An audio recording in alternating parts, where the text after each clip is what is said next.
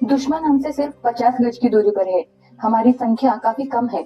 हम भयानक हमले की जद में है, पर हमने 1 इंच भी जमीन नहीं छोड़ी है और हम अपने आखिरी सैनिक और आखिरी गोली तक लड़ते रहेंगे। ये शब्द है भारत के पहले परमवीर मेजर सोमनाथ शर्मा जी के। मेजर सोमनाथ शर्मा एक मिलिट्री फैमिली बैकग्राउंड से आते हैं। उनके पिता एक मिलिट्री ऑफिसर थे। वो भगवत गीता को अपना आदर्श मानते थे।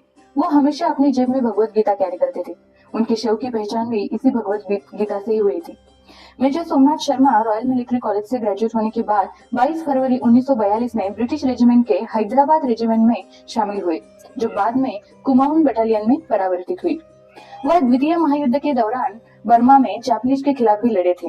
उस समय उन्होंने कर्नल के.एस. थिमैया के कमांड में सर्व किया था, जो 1957 से 1961 तक चीफ ऑफ आर्मी स्टाफ भी रहे थे। 22 अक्टूबर 1947 में आजादी के बाद जब कश्मीर को लेकर पहली जंग छिड़ी गई भारत पाकिस्तान के बीच, तब कश्मीर में ट्रूप बैच को डिप्लॉय किया गया। तब कुमाऊन रेजिमेंट के 4थी बटालियन मेजर सोमनाथ शर्मा के कमांड में श्रीनगर के लिए डिप्लॉय की गई। तब उनके लेफ्ट हैंड पे प्लास्टर चढ़ा हुआ था, क्योंकि खेलने के समय उन्हें चोट लगी थी। फिर भी उन्होंने इंसिस्ट किया कि वे कमांड कॉमरेड में अपने कंपनी के साथ ही रहेंगे और उन्हें 3 नवंबर के दिन पेट्रोलिंग के लिए डिप्लॉय किया गया। तब उनका काम था श्रीनगर की तरफ घुसपैठ करने वाले सैनिकों को चेक करना, लेकिन उस समय दुश्मन की कोई हलचल ना देख पाने के कारण इनमें से 2 कंपनियां वापस श्रीनगर चली गई।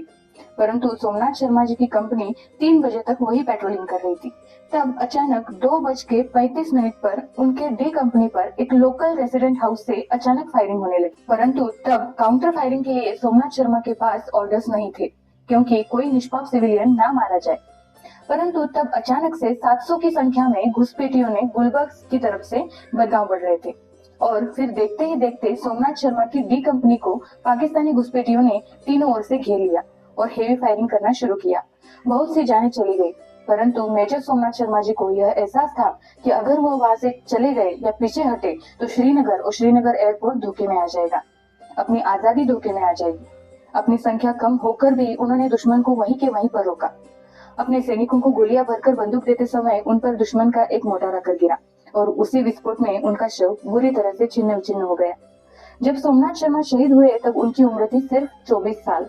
उन्हें भारत सरकार द्वारा मरणोत्तर परमवीर चक्र से गौरवान्वित किया गया। उन्होंने जिस तरह से दुश्मन के छक्के छुड़ाए थे, वे आज भी हमारे आर्मी के सामने एक आदर्श और हमारे सामने एक मिसाल है। सैल्यूट इस परमवीर को।